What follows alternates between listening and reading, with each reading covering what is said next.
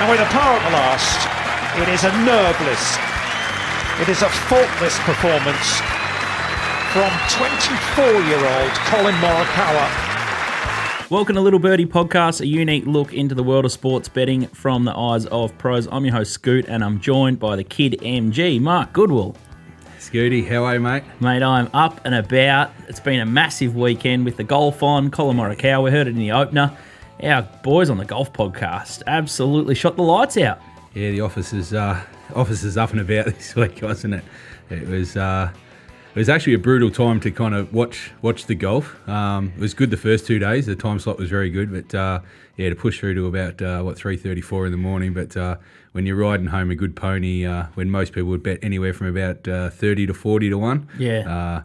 Anyone who tuned in for the golf podcast is doing backstrokes through this week.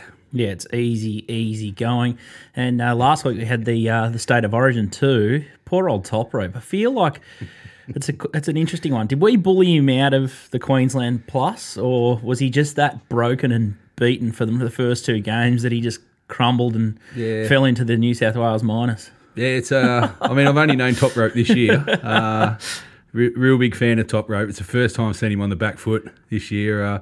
I'm not sure. It might have been a bit of schoolyard bullying, I think, to get him to switch, and he's ended up being on the wrong side of it 3 times in a row. So I think you'll look forward to next year's Origin series. He's pretty resilient. He bounced back on the totals, and Melbourne Storm played on the weekend. So yeah, as we say, it's an auto bet, and it's a holiday betting account for you, the Melbourne Storm. Yeah, Top Rope set it up better than the bank. He told me at the start of the year just to set a side fund up, and we'll just call it the Melbourne Storm Holiday Fund. And when COVID lifts, it'll be a good trip away. Fair bit happening in the AFL world. There's growing reports that Clarkson and Collingwood are starting to be linked, and I've heard a report that the feud between Graham Wright and Clarkson just needs to disappear. So they must be just trying to throw the kitchen sink at Clarko, the Pies. You're listening to your man Gary Lyon for your information, are you? Your mate. Your mate. Hey?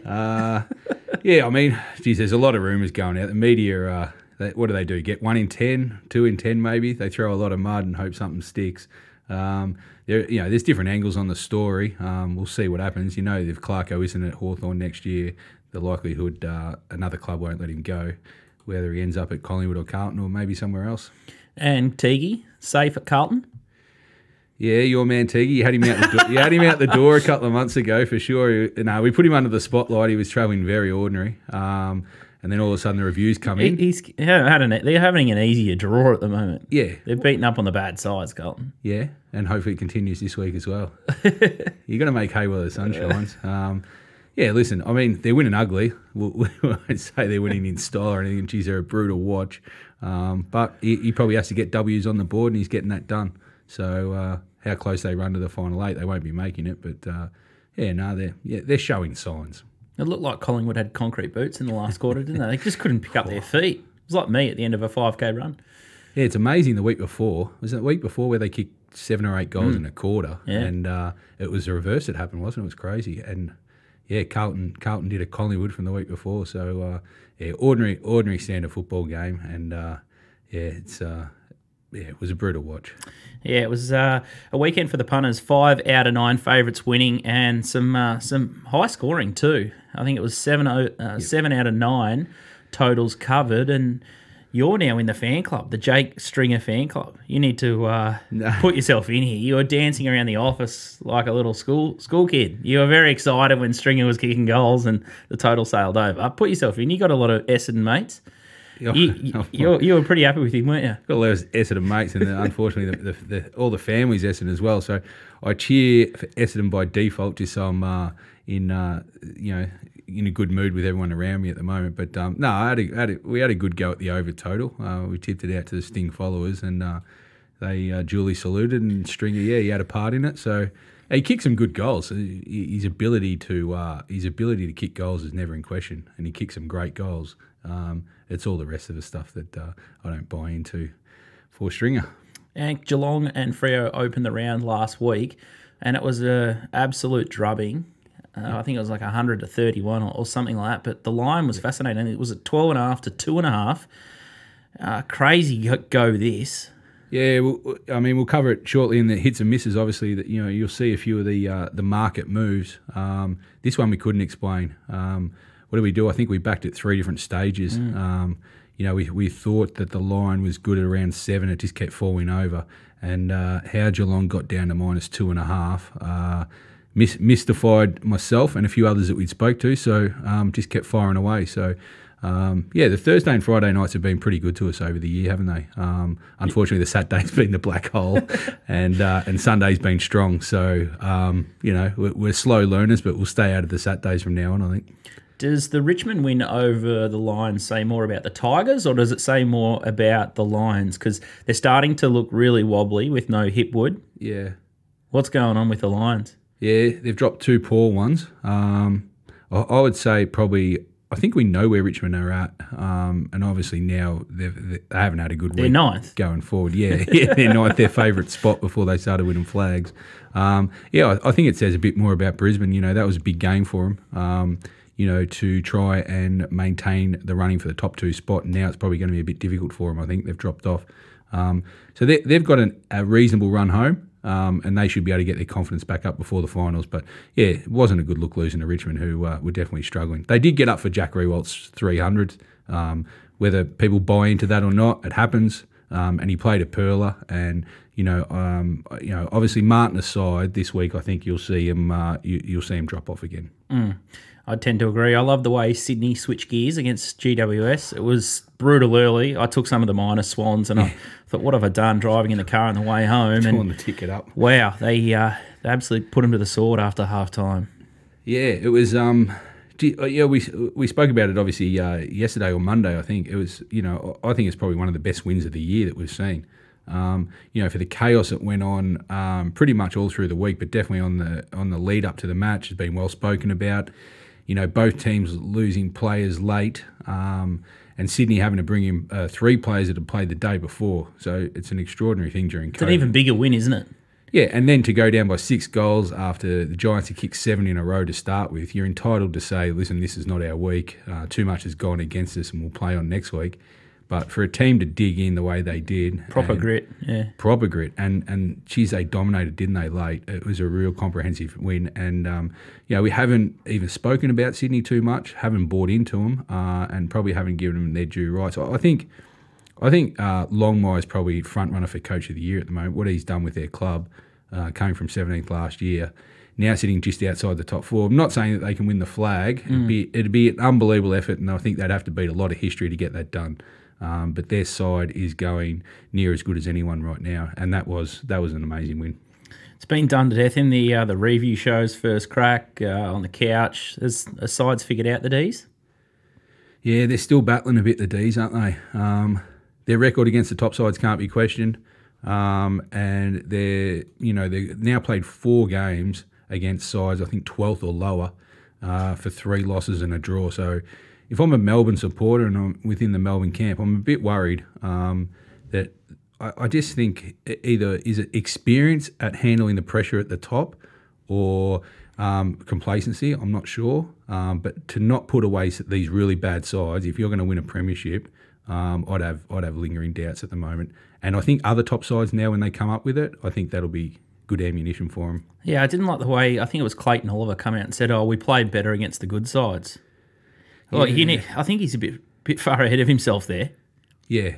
Well, that's what I'm saying. A long way. Yeah, I think the way we've spoken about it is that Melbourne are kind of walking around with the mentality of Richmond without actually have done anything at the moment. And normally sides on the way up who need to prove themselves, and Melbourne's definitely in that camp, you've got to see the hunger all the time.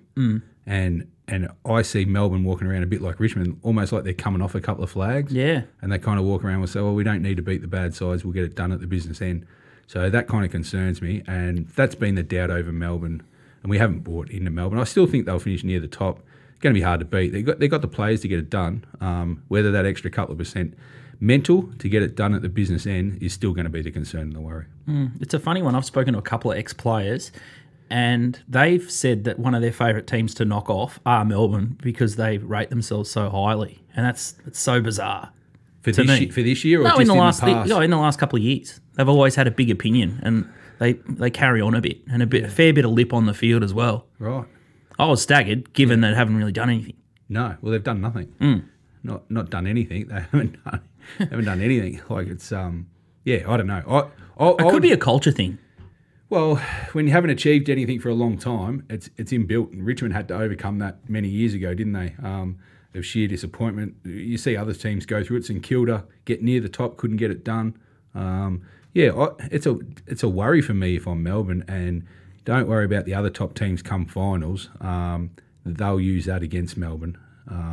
They're setting themselves up for a fall because they've got to outwardly project that their sole goal is to win the premiership and be 100% hungry for it, and I just don't get that impression.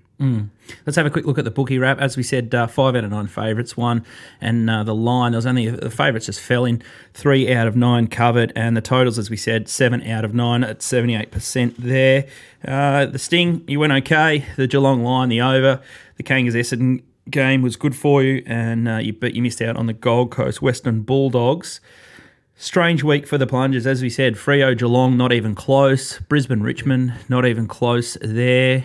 St Kilda flipped on Port, and then Collingwood flipped on favourite on Carlton. That was a game that I was very keen on Carlton, and you were very keen on Collingwood. Yeah, I got it right, but for half the game it was looking very shaky. And Pies missed a lot of opportunities early. They should have been multiple goals in front, or they'd cost themselves. Yeah.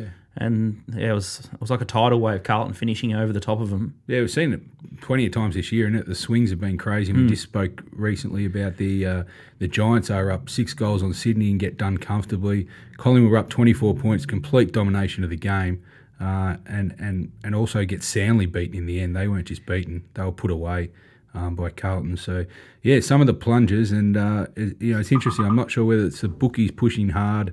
With the market, sometimes it's a fight to the bottom. Obviously, you see it a lot in the totals with weather and stuff like that. The Geelong plunge on Thursday night was extraordinary on Freo.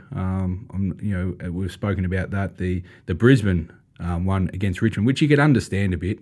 Richmond coming off 4 straight losses, but yeah, that went a miss. And yeah, 2 favourites flipping, both didn't get the job done. So it was a bookies week for sure. Yeah, let's have a chat about the sting in the tail. There's this COVID chaos that's definitely not going anywhere. They're talking about banning food and drink at the games, so we stop.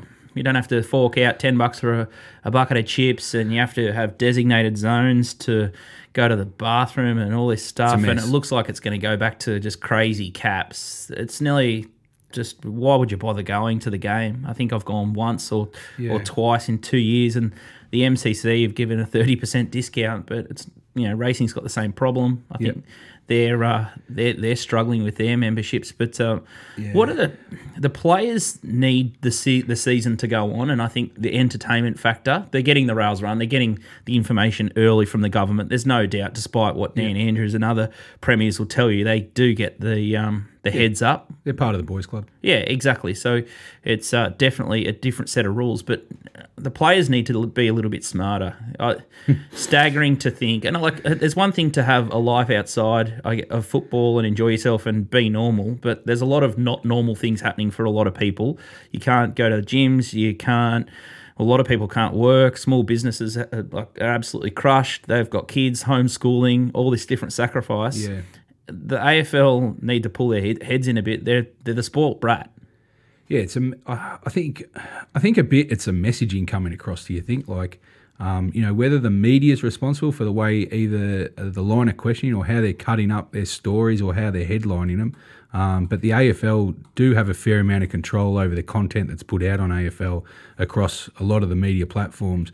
But yeah, I mean, listen, we're fans of football. We watch it, religiously, and during lockdown it becomes even more important.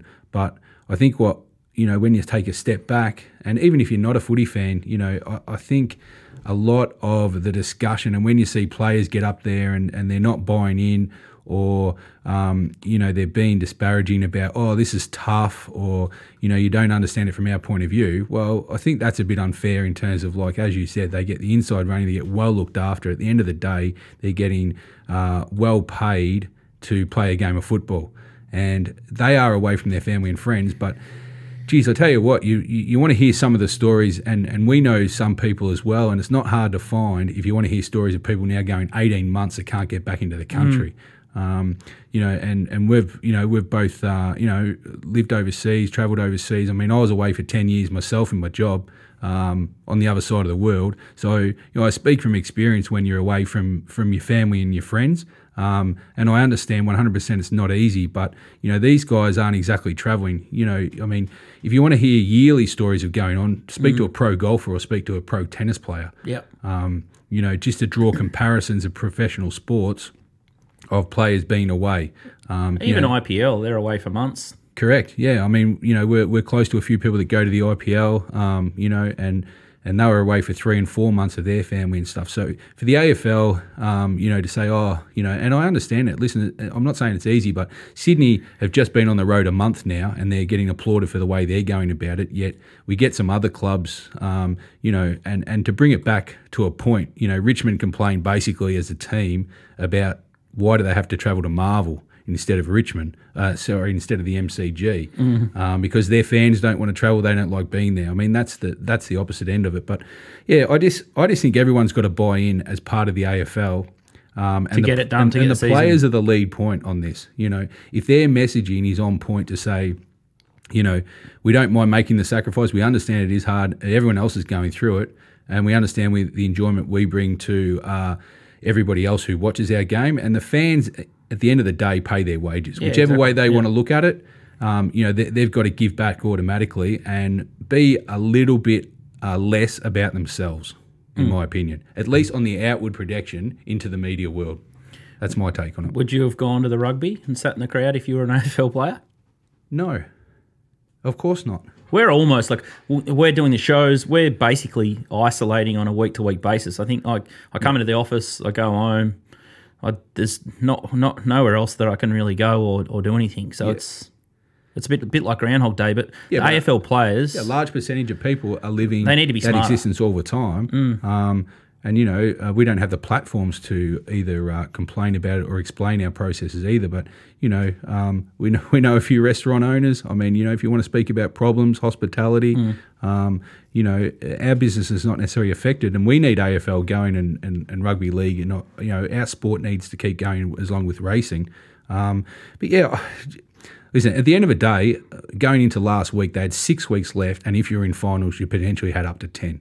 Now, if an AFL footballer and the team and the AFL can't sit down and say, listen, this is not a sacrifice, let's look at it as a challenge, put a positive spin on it and say, you know, we want to take it on. You know, I saw Papley from the Swans spoke really well about just the bond and everything that they had, and they don't see it as an imposition. They just want to go forward and get the job done. And I just think if all clubs bought in for that, then the positive energy they put out into the public, they won't get the negative feedback and they won't feel that pressure that seems to go on. So, yeah, I think it's a bit disappointing. And for the players to say they were unlucky going to the rugby, well, you know, you got to make your own luck. There's an old saying, if you put yourselves in difficult situations, the outcome can be bad. So, you know, I think you just got to play smart, dig in for the next little bit. And you got to remember, 10 teams are done in 5 weeks now. Yeah. So, you know, but they need to live under the same that the finals, because all games need to be finished with the integrity of the season. Yeah. It's going to be interesting to see how it plays out. There's no guarantee given the way the state of politics and COVID chaos is engulfing the AFL at the moment. Let's put a bit of a positive spin and lighthearted look on Mark's All-Australian team. I think we've done it, 5 or 6 weeks ago, and that's a long time in football, and we've got the graphic up on the screen now, but I'll read it out from the back line, and then I'll just continue to put shit on Mark for the next 2 or 3 minutes. So from the back line, he's moved Tommy Stewart from a back flank to the back pocket. Not sure he's going to play on there. Andrews is... fullback, May, Mills, Wiedering, and Dale across the half back line there. So Dale's an in. Callum Mills is injured at the moment, but McCluggage has come off the bench with Parrish also and Jackson McRae. So he's starting to agree with me. Half forward line, Petrarca, Hawkins, Bontempelli. Good to see you got rid of Tex, who's another one who's been battling injury. Fritsch, probably a little bit lucky there. Big Harry. He's absolutely on fire at the moment. Zach Bailey goes into the side. Maxi Gawn, Oliver and Wines in the rucks. Took Miller seems to be the flavour of the month for most people at the moment. Steele, Sam Walsh and Lyons. And on the pine there, you've got Tommy Mitchell and Merritt. So Starcevic has got the chop from the Bears, the Lions. Yeah, basically brought in Dale from the Bulldogs to replace Starcevic. He hasn't done too much wrong, but obviously just to set up the team, push Tommy Stewart a bit deeper in the back line and more run off the half-back flank with Dale. Walsh to the bench is an interesting one. And then Tommy Mitchell has been Basil brushed. A bit of Kane Corns about you? No, Tommy... I think he's going all right. Tommy, you didn't even have him in your first one when I listened to him last time. He said, how would you put Tom Mitchell in? You'll see come Brownlow night when he finishes close to the top 10 that, yeah, maybe be close to the All-Australian team. No, I just think the form of Tuke Miller, very good. Walsh has to go in somewhere. I still don't have him on my starting team. And my new Smoky for the Brownlow, which we put out the tip, I think 2 weeks ago on Steele for some St Kilda, is when they talk about Walsh finishing hard, Steele's last month of football is better in my opinion, and he will get more votes than Walsh in the last month. So the bench is pretty strong at the moment, and there's some shuffling around. You're not picking many holes in it, so. Yeah, well, Dusty's got the kidney issue. Yeah. He's gone. Jack Darling, you've finally seen the light. West Coast are ordinary. No, well, Hawkins is obviously making his move, and I think McKay only gets, he is the Coleman leader, so by default, you normally, if you win the Coleman, you get the full forward of the All-Australian, but Jack Rewalt's coming pretty hard as well. The two big boys in the Coleman starting to shape up. I know they're going to give 10 goals start with 5 to go, but I'm hoping one of them can still run him down. And the astronaut, you still hate Aaron Norton? Just because he kicks a couple of points. Takes a million marks, key to the Western Bulldogs, but you still can't find a spot for him. Best centre forward. He's missed a few games. And he's played some average ones as well. So listen, you can have Norton in your side. I'm not sure how many others would have him in, but you're a fan. Maybe if he goes on and wins the flag for the Bulldogs, he might find a spot at the year's end. At the end of the year. Well, we'll come out the week before it's announced, and we'll put our final submissions in.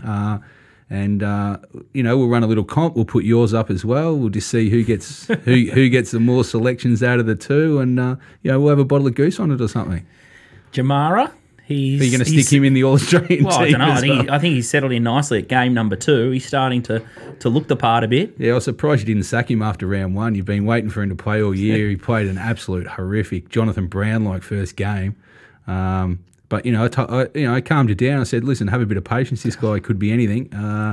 And then we did toil, didn't we, with him kicking 2 goals and 3 goals on the weekend. The bookies had their foot on him. It was sickening. And we did a quick scout around at the prices. I tell you what, the pricing on Ugle, they're not giving anyone a bet on those. Some of the bookies are disgraceful in their odds. They've got to have a long, hard look. When teams are mostly kicking 10 or 12 goals, and they've got 5 or 6 players, spread around $1.20, $1.30 for any time goal. Something's not adding up. So, I think punters should get around the bookies and just say, listen, bit of value, please. So we missed out on a bet there, but he's a good cheer. I think he's definitely an X factor, isn't he, going into the Bulldogs final? Do you think they'll play him through now?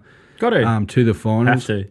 They just need something different. Yeah, it's interesting with their setup going forward, especially when Stephen Martin does come back into the ruck, which will allow English to go forward. They can't play all 4 talls with Bruce and Norton. So someone's going to have to miss out. And I don't know. I think if Ugle does perform, I think Bruce might be the one in question. I know he's tough because he's about 5th or 6th on the Coleman. And he kicks bags. They won't drop Bruce. You can't play all 4. It's going to be fascinating to see. Well, Jamari, your man must miss then, because English for structure takes a portion of the ruck, and the other 3 can't do that. So it'd be an interesting setup. Can't wait to see what happens. I think Astronaut might just play further up the ground. Yeah. Even though it's all a bit of a mess. It's not like the good old days. We're going to have a look at round 19. There's 5 rounds to go in the home and away season. There's a massive fight on for 7th and 8th spot. We see the Tigers in 9th. We're going to talk NRL round 19. We'll give Top Rope a little bit of stick about the Origin. He zigged when he should have zagged. And we'll have a look and see the Melbourne Storm. See if there's any value left in the premiership market. Looks a race in 2. Lock of the week. I want to sack it every week. We joke around in the office and say, are we gonna do lock of the week this week? And we keep coming back to it. So Top Rope and I are struggling, but we've got 5 weeks left to try and get to that magical 5K mark, and should have just put it on Collin Moneykawa. Would have got there nice and easily. If you're going to have a bet this week, make sure you check out one of our major sponsors, topsport.com.au. They are Australia's biggest betting bookie. They help us do the streams, and we might even get a betting stream up and going. I don't think these lockdowns are going to go anywhere soon, so if we can find a nice little race meeting with a dry track, we'll get a stream going with Top Sport, so make sure you check them out, grab an account. We'll take a break now, and we'll come back and we'll preview the next round of AFL.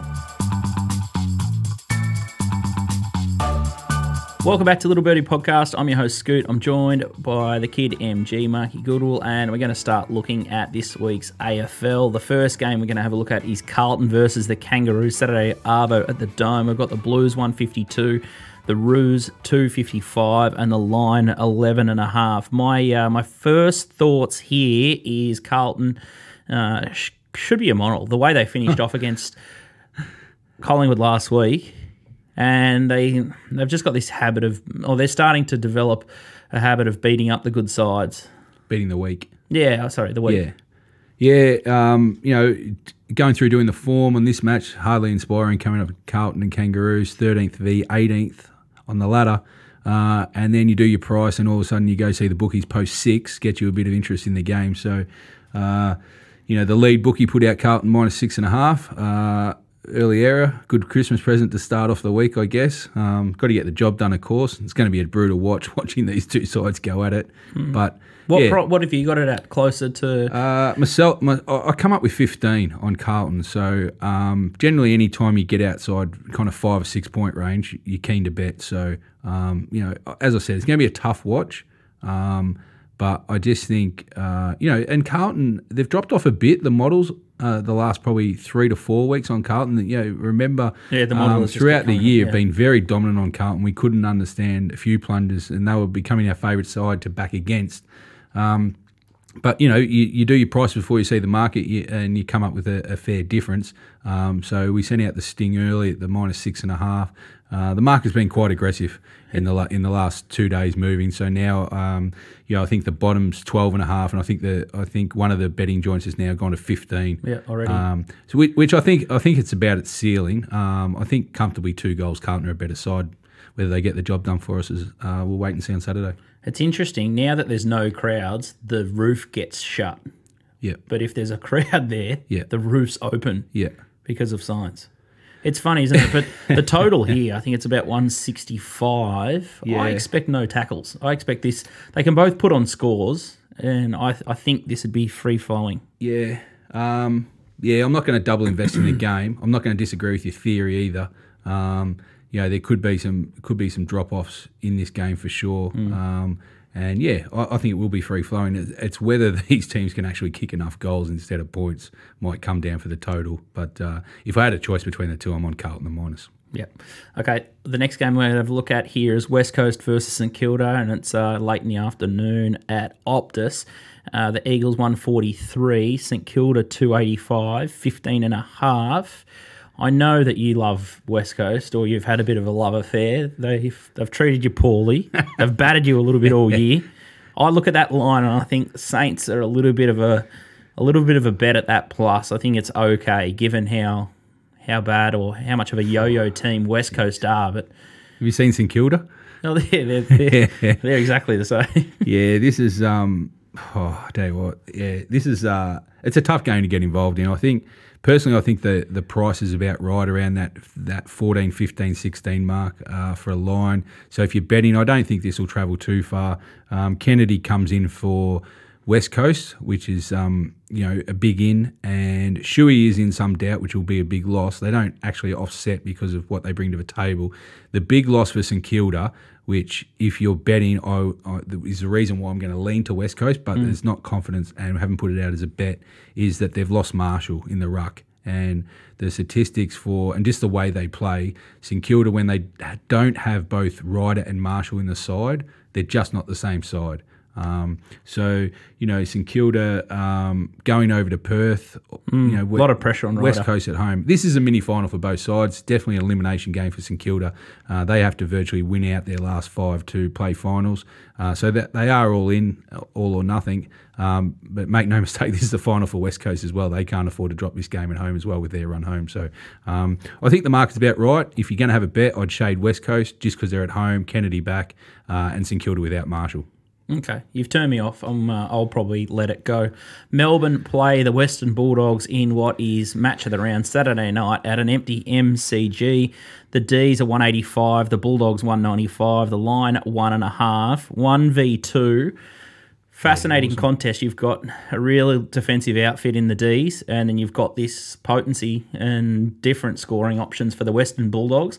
I think the matchup is pretty good, but we saw last time at the Dome. Yeah, 7 weeks ago. Feels a lot longer, doesn't it? Yeah, no, it's only, I know. It felt like a long time ago, but yeah, it's actually only 7 weeks ago that they played. Oh, it's COVID time warp. The Western Bulldogs were going extremely well, and Melbourne were going a lot better, but they sort of blitzed them last time. They did. For memory, the D's. Yes, they did. I think it's going to be a lot closer. Despite going to Melbourne's home ground. Yeah. Well, I think, certainly not having a crack at Beveridge, the Bulldogs coach here, but he got out-coached completely, or his game style was inadequate to get the job done last time. Melbourne absolutely brained him. They won it from the defence. Lever and May took about 20 marks between them, and the Bulldogs, for whatever reason, went into that match thinking the game plan of let's kick it up for Norton and Bruce to get our goals would work. So hopefully they've learnt. They've watched the replay. I watched it again recently, and the game plan was flawed. So the game plan, I believe, if I was in the coach's box for the Bulldogs, is they should get their fair share of the midfield. They run deep. Libra will be back this week. Is that you've got to lower your eyes, go quick, get the ball in, and the forwards have got to help out the midfields by getting on the lead.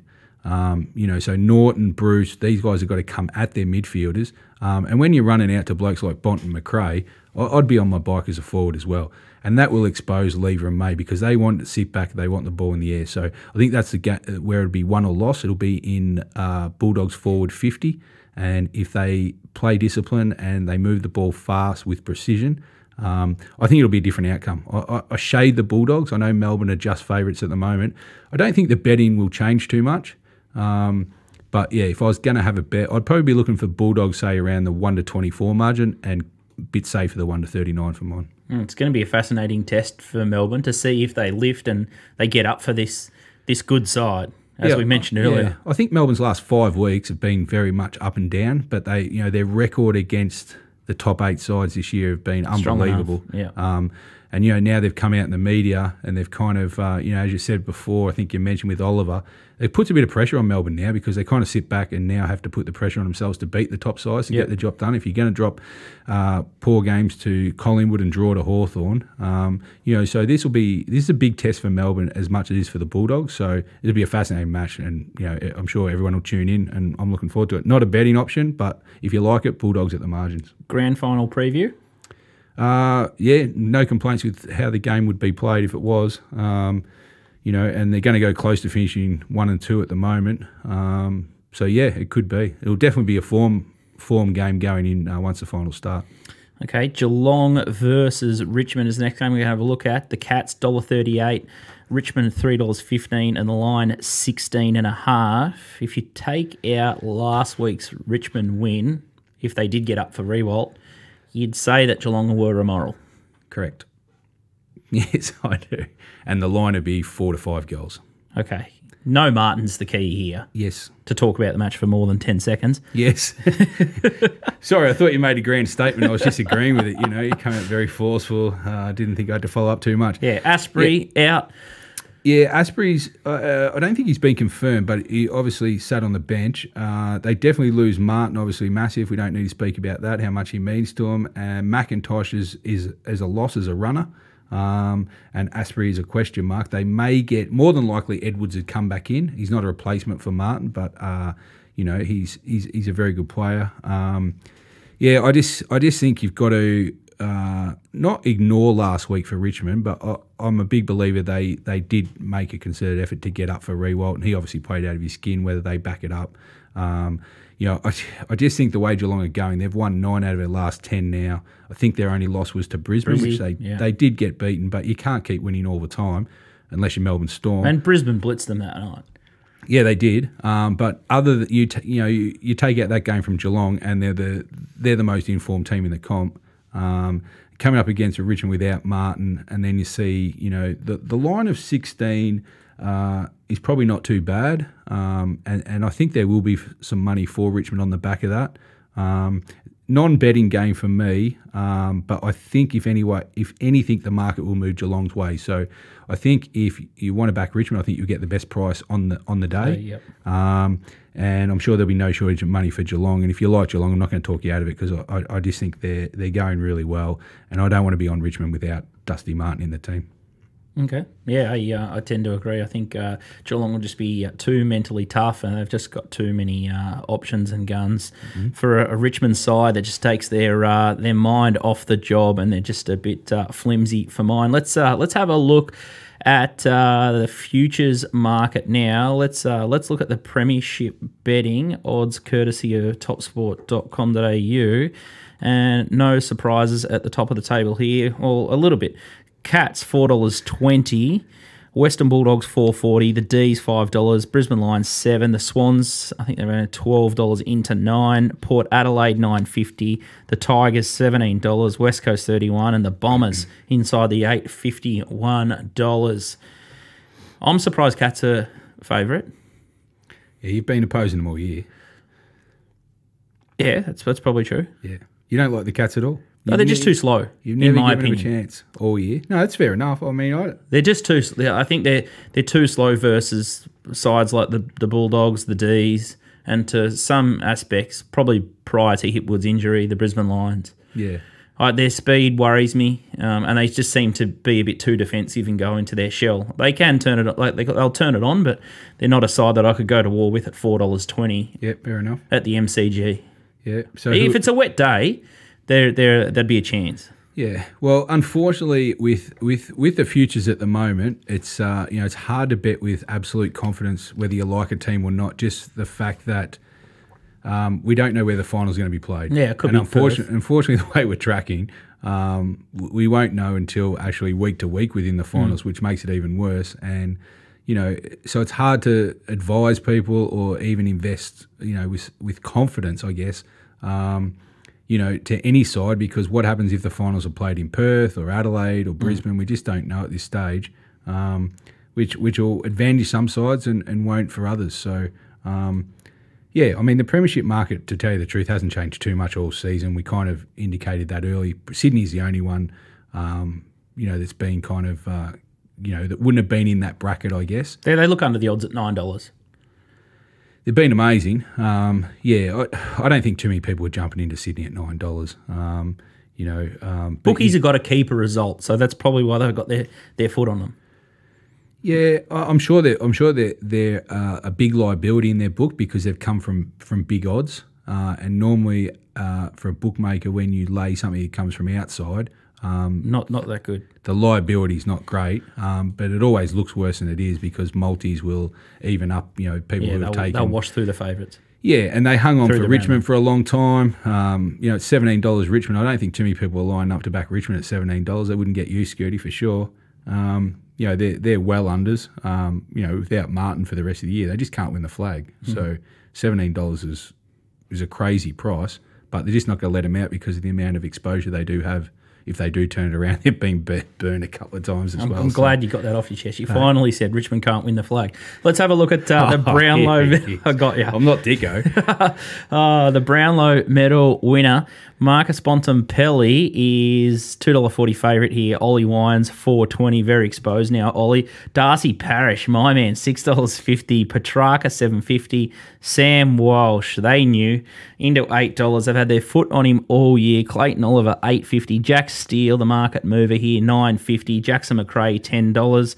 Zach Merritt, $21, and Cam Guthrie, $23. And my man Tommy Mitchell, he's at $31 here. Bontempelli, as he keep on, it's $2.40 seems a little bit short, a little bit lean there. He, we I think we hinted. Did he get a vote last week? I think we hinted last week. Yeah, he was in the votes. Yeah, he. Listen, all the media's come out and said he's a nailed on 3 for last week. A key component to the game is the amount of times he turned the ball over. His disposal efficiency wasn't great. And I'm not sure he's an absolute certainty for the 3. He'll definitely get votes, but you'll be able to mark down round 18 when we come to our Brownlow discussions at the end of the year, and we put out a pretty comprehensive report for the Sting followers that this is a big moving week round 18. There was a lot of players that are at the top end, along with the Bont, the Wine's got a 3 in the game where Melbourne played. I think Oliver, Petrarca and Wines are probably filling the 3. Steele was unbelievable. Walsh, for the Walsh followers, he got a nailed on 3 as well. And there was also Mitchell, Merritt and Parish. So all the big guns collected. Yeah, pretty much no one missed. So, you kind of say, depending on what order, not much change. So I think I understand why the Bont's so short, but you can't be jumping him at this price. I think this Brownlow right now is more open than people think. And without giving too much away, and we will stop talking about the Brownlow a bit in the lead up to the end of the year. Now, not to give too much away. Yeah, I've got to keep pointing up my sleeve. Like, I'm starting to get a bit excited to this Brownlow shaping up to be better than most people think. It's not a one-horse race. And I know we tipped up Bont at the start of the year. We're a big fan. We've got a pretty good book, but if they stop the Brownlow count now, I'd be surprised if he's the winner. Wow. Okay, let's have a look at the Coleman medal. And this is a book that it doesn't look good for us. We've been suggesting to lay Tex and Big Harry McKay all year, and now Big Harry's at $1.50 favourite here, and we're hoping someone blouses him. Tom Hawkins, $7. Jack Rewalt, $8.50. The Texan, $9.50. Joshy Bruce, maybe dropped, says Mark Goodwill, $12. Ben King, $14. My Man Astronaut, $15. And much, much better the rest. But Harry leads by 10 goals to Walker and Rewalt on 42. Bruce and Hawkins both back $41. You think the best chances to run Harry down are Tomahawk and Jack Rewalt? Not only did I have to sit through you cheering home Carlton when I had a few dollars on Collingwood, I also had to see Mackay go and kick 4 goals in the last quarter after not sniffing the ball for the first 3 quarters. Disaster. I mean, we said the big boys would make a run at some stage, and we got to see a performance, the 300th by Jack Rewalt, kick 6. Tommy Hawkins come out and put on a display, and we said, we're in this. Mackay's finally on the drift, and he gets 4 cheap goals in the last quarter against Collingwood. Now to find the leader by 10. Now, we've just got to go down with the ship here. Yeah, we're going to get it wrong, I think. Yeah, we're going to miss. Listen, 10's a massive lead with 5 rounds to go. Yeah, huge. And if you're fresh into this, I'm sure plenty of people taking the $1.50 in every multi. We can't change. We're just going to have to go down with the ship, and I just can't believe this guy's hanging on. Like, I'm not a pot for him, per se. I just think he'll be. He's an average Coleman winner medal if he gets the result. And I'm just hoping that one of the big boys, Jack or Tom, who both won Coleman's before, can muscle up the last 5 weeks and run him down. But they're going to have to be good to get him from here now. I think the modelers will be all over Big Harry. And if you're looking to build a racing model, puntingform.com.au, you can get the raw data off them, or you can contact them and those guys can help you build a model. They'll put you in touch with some IT professionals, and they can help you build a racing model. So make sure you check out puntingform.com.au. If you want more of Mark's help on the betting, you can get the rest of his AFL stings for $60, and we'll also give you access to his Brownlow medal stuff. So make sure you check out that in the coming weeks. We'll start to open up a Brownlow medal package for people just tuning in now. We'll take a break and then we'll come back with some NRL and some Hall of Fame with our favourite man up north in Orange, now in COVID lockdown, Top Rope Tedeschi. Welcome back to Little Birdie Podcast. I'm your host, Scoot. I've got MG, and it's time to hook up our unrestricted free agent, Top Rope Tedeschi. Here he is. Hello, team. I am all in, Little Birdie. Tweet, tweet. Were you ever not? No, that's very true. That's very true. It's a great time of the year. And a little hat tip to start the show, Collin Moneykawa, money, money, money. I even got the staggers, and I tried to trade out in the last round. And I said, what do I do, Top Rope? Who do I trade out with, and who do I have my best results going? He said, mate, you got to stick with Collin, and you got to stick with Jordan Spieth. And you absolutely nailed it. Louis, he's just a perennial choker, isn't he? He just does not have the bottle. I feel sorry for the guys who kept following him in, because they're kind of right, like every time. I think Big Daddy's sit here a few times, and there's been some other good judges. They're right, like he is over the odds at the price he starts, and he's always in contention. That's the thing with golf betting, like I've been trading a fair bit out because he just can't get over the line. Like the bloke has never won on American soil. He hasn't really won much since he won the 2010 Open Championship. It's for such a likeable guy, it's pretty unfortunate, but that's, I think, 7 or 8 top 5 finishes in majors since his last win. So tough, but Morikawa, that was an easy watch, to be honest. Aside from the front 9 on Saturday, he was cruising front, and now the first bloke since Bobby Jones to win 2 majors in his first 8 starts.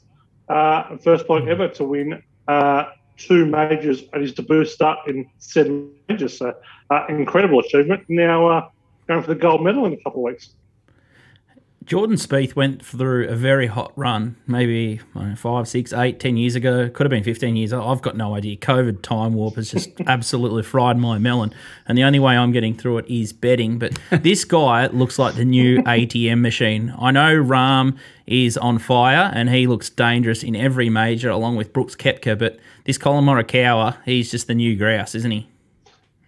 He is, because when you're a good ball striker, you just give yourself so many opportunities. And I don't think there's any question he's the best ball striker in the world. And I also kind of had an interesting take on him. Like, Morikawa is not a reliable putter. He's far from it. But what he does do, he's not consistently mediocre. He's not consistently average. He gets real hot and real cold. So if he can then marry up that great ball striking with the hot putting, and he obviously had that on the weekend. Whenever he kind of didn't put the ball within 6 feet, he was draining some long putts. It lends itself to success. So this guy in his first 45 career starts has 2 majors at WGC. I think 5 PGA Tour wins, including those majors now. So he's unbelievable. He's only young, but his game lends itself to kind of being at the top for a long period of time, and it lends itself to success on a lot of different courses. You look at someone like a Bryson and where the game was going, even to a lesser degree of Rory. It only lends itself to a certain number of courses, right? Like you're going to struggle on classical courses. You're going to struggle to links golf. You're going to struggle to adapt to certain conditions. Morikawa's game just struggles. Morikawa can play that anywhere. A good ball striker will succeed anywhere. So I think it's wonderful, and I was thrilled to see him. The downside is, though, we've had 7 majors in the last 12 months. I am getting very, very sad that it's going to be a long time until we get our next major. Yeah, I know. That's the only downside. Yeah, we've got a Gotta little come bit down of from a, this result. A little bit of a holiday. Speaking of holidays, the Melbourne Storm are on holidays up at Noosa. Let's check into the NRL Premiership market, something we haven't looked at for a while. And no surprise, Melbourne Storm are into $2.20. Looks a 2-horse race. Penrith Panthers $3.50. The Rabbits, my team, $6. Parramatta Eels $10. Might be missing a zero. Manly Seagulls $12. The Roosters $26, and the Milk $51. Top rope. I know you love Melbourne Storm, but let's talk about the pack chasers. Penrith Panthers. Can they win it? No, well, I don't think anyone else can win it, to be perfectly honest. But if you're looking at the chasers, Penrith are a clear number 2 there, and betting obviously suggests that they've gone off the boil a bit the last few weeks, but they've got some injuries. And Nathan Cleary's not playing. Luai's coming back. When they get back to their best, they're the obvious threat to the Storm, and probably the only team that could catch the Storm on and off. I don't think South can do it. They've got a horrible record against Melbourne historically. Been beaten, had 50 put on them a couple of times this year. So don't think they can do it. Parramatta aren't really at that elite level yet. So I think the Storm. If I was having a bet, I would be steaming back into the Storm again at the 220. But Penrith is obvious. Oh, dear. Tommy Turbo, Manly, a fluker's hope. Can Turbo single-handedly do it? Absolutely. If one team is going to come out of the pack to win it at big odds, and the team that, we've seen it kind of a few times in the last decade, a team that just gets hot, the Cowboys made a grand final from 8 a few years back, Parramatta in 2009, did a few others. Manly can get super. I don't think they've got the depth to win. I don't think they've really got the class to go with Melbourne. But Turbo on his day is unbelievable. They do have Daly Cherry-Evans, who hasn't been his best this year, but he's a class player, and they've got plenty of try scorers around them as well.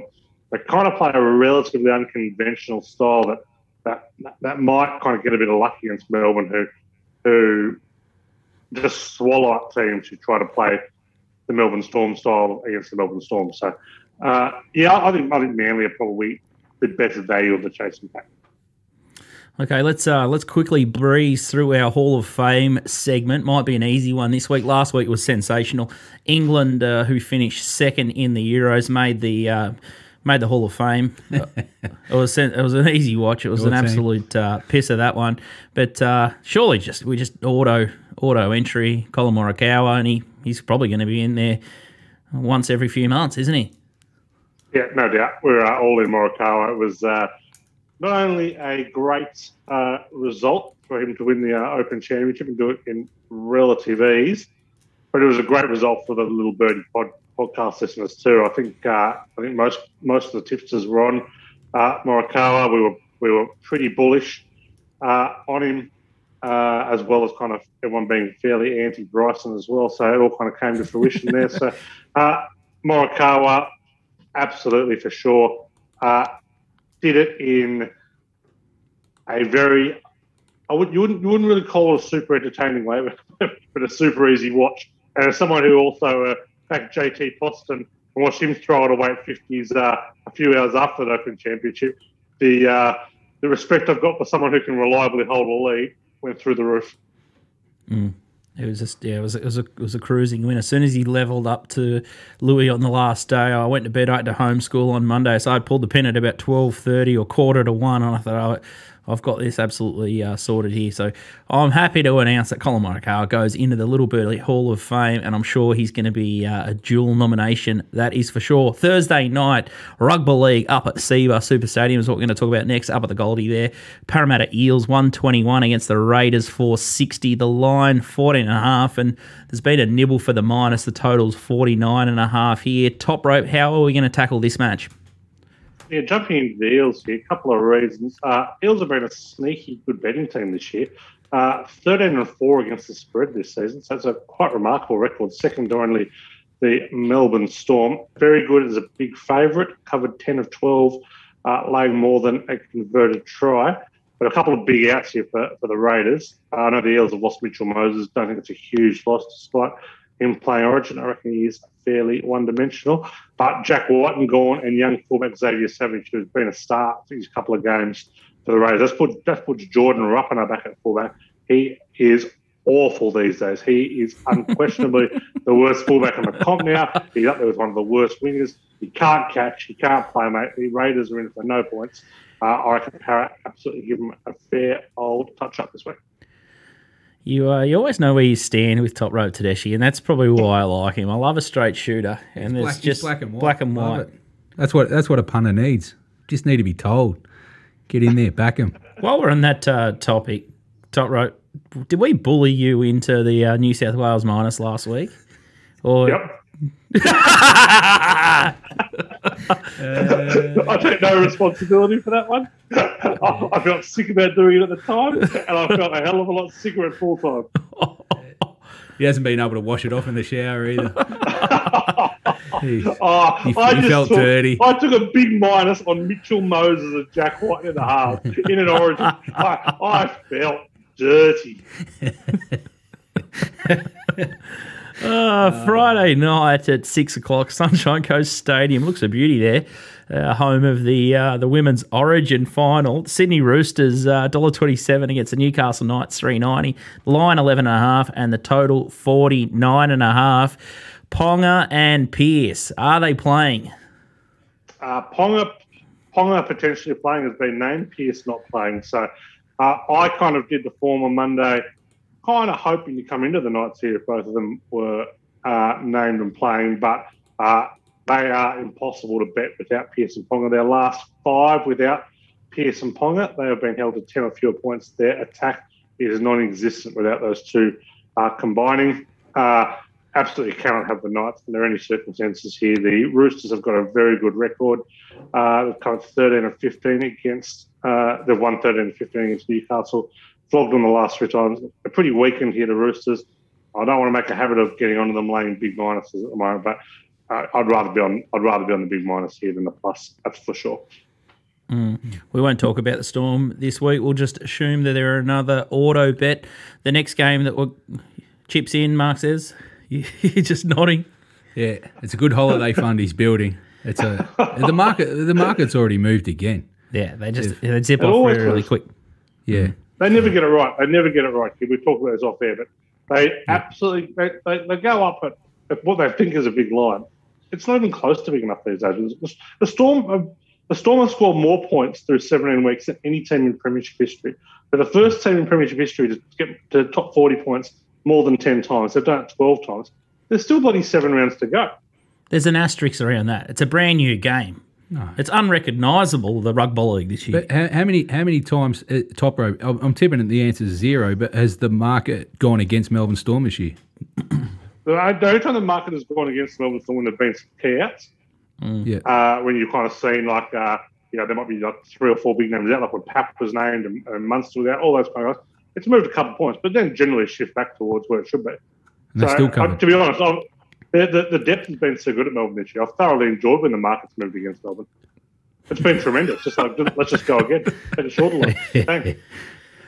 Saturday afternoon at Suncorp Stadium, Manly Sea Eagles tackle the West Tigers. $1.13 Sea Eagles, $6.25 West, 18.5 the line, and 51.5 the over. And it started to move hard. I think they bet much better than that. $1.80 the over, $2 the under. Turbo back. Surely, Manly.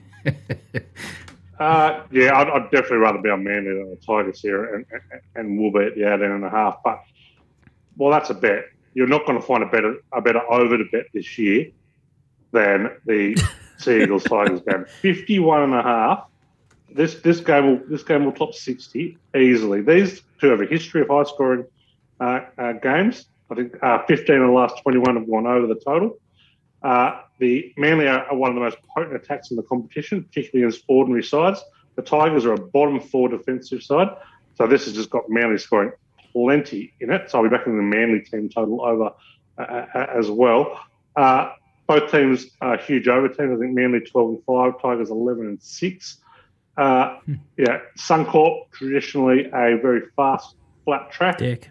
I think we are looking at a big total here. The Tigers are in a huge over spot here off a bad defensive performance and a good attacking performance. Manly always go over the total off scoring 30+. just give me the over and give it a 4 plenty. What about the West Tigers doco at the moment? What are your thoughts on that, and any thoughts on the CEO there? Oh, yeah, a few thoughts. I got numerous messages, including from people within the game, who said they didn't realise David Brent was currently a CEO of an NRL team. So, fair point. Look, I'll tell you what. My dream of becoming an NRL CEO does not appear to be that far away if this is what qualifies you. The coach has done an extraordinarily good acting job of portraying himself as a soft, caring coach when he's generally known in rugby league as a hard ass. So he's done well. He's done well to convince the producers to portray him that way. And the Tigers are never winning a premiership with any of the players who are in this team. It's been a rough few years at the West Tigers, hasn't it? Long suffering. a rough decade. Oh, shout out to all our close West Tigers mates. Sunday, the get out stakes here. Canterbury Bulldogs play Cronulla at Seabus again. Cronulla $1.28, $3.80 the Bulldogs, and the line is a flat 12 at Top Sport with $1.85 the plus, $1.95 the minus there, and 49.5 the total here. If everything goes poorly or we're absolutely filling up, how do we press into this game on Sunday afternoon, Top Rope? I love that, Scooty, because if we're going poorly and need to chase, if we're going well and need to double down, or if we're going about square and just need a bet, we'll find something. So there'll be no reason not to bet this game hard. Actually got a good little angle for you in this game, fellas, that I really like here. Double-digit favourites off a double-digit loss over the last 4 years, 7 and 17 against the spread. Real bad spot here for Cronulla. Dogs have been sneaky good the last year. I know they've got hammered 6-0 by the Sea Eagles, but there are a few excuses in that game. They lost 9 players with COVID and a few other reasons. But they've covered 6 of their last 8. They've covered big 20-plus starts against the Roosters and Rabbitohs. Lost both those games by single digits. The Sharks, only team this year to lose to both Canterbury and the Broncos. I think the plus 12 looks too big here. I'll be on the plus 12 and going reasonably hard. Probably as hard as I've gone at the Dogs all year this year. So I think they're a decent bet this week.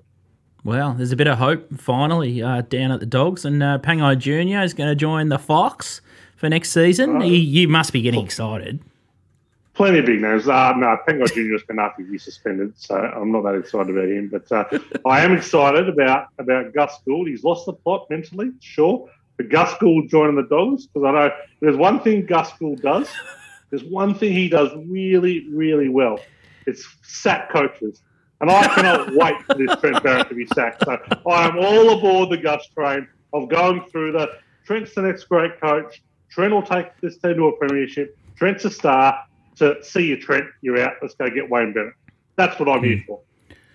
There hasn't been enough coach sackings this year across both codes. It's been upsetting, hasn't it? It's always the downside. When you have a fill-up of a year, when you have a feast of a year when 5 or 6 coaches get sacked, they're all first-year coaches. No one gets sacked the next year. It's a real Monday come down, if you know what I'm talking about, Scooty. All too well. It's hard to find one of those in these COVID times. But I'll tell you what is a come down is lock of the week. And we're trying to raise $5,000 for raise.org.au. The boys in the Bulldozer raised $10K, so we've got something in the bank. We're keeping our shorts on. Don't have to do a nudie run, but hopefully we can get to that $5K mark. MG, you landed a 3-week treble, and probably you're the only reason this segment is still going. I tell you, let's sack it every week just to save myself embarrassment. But we've got close. Top Rope and I have sort of looked at the 3K mark a couple of times, had a little peep, and then got whacked on the chin with a couple of disappointing sides. But take us away. I think you got a monkey in the kick. Top Rope was real stiff because if Melbourne Storm had played the week before, we would have had a 5,000 in the kick off the back of his other one. I should have been able to shoulder arms. I know. So he's he's stiff to be back to the 200, but I'm confident we'll finish full of running this year. So, we got to 520 myself, so I'm going to stick with the 3 trebles for the AFL. Carlton, West Coast, and Geelong comes out around the $2 to 1 $3 mark. So 500 and change, we'll get it to about 1,550 or something. So if we can build this one, then we get within earshot. Okay. Top rope. All right, here we go. I'm going. I'm having a Melbourne Storm minus 30.5 into the over 50.5. $3.15. $3.15. Yeah, stick with the strength. I like it. What am I going to do here? He's picking on the run. What am I going to do here? You're filthy that you didn't have Morikawa last week, aren't you? Well, a little bit. That's sort of my sort of Hail Mary. It got you there. Yeah, it got me there. It would have got you there. Yeah, Your 200 would have got you 6 and change. Yeah, it would have got me there. You kept it for yourself. All right, I'm going to go back to basics here, and just going to take Melbourne Storm minus 26.5 into the total over 51.5. I'll go into top ropes corner 200 at 342. Yeah. I'll leave the AFL alone, and I'll just go up the fairway. Nice and easy there. So try and get to the $700 mark. And then I'll launch next week. I need a bit more time up my sleeve. Sounds like this might be Melbourne Storm's biggest test, top rope. Me on the back. we're all climbing on board now. Oh, outstanding stuff. All right, fingers crossed we can get the job done for charity. And I think Top Rope's got a little bit of news. We've got a new rugby league only show coming next week. Top rope. Coming next week, we've got Through the Advantage Line starting up next week.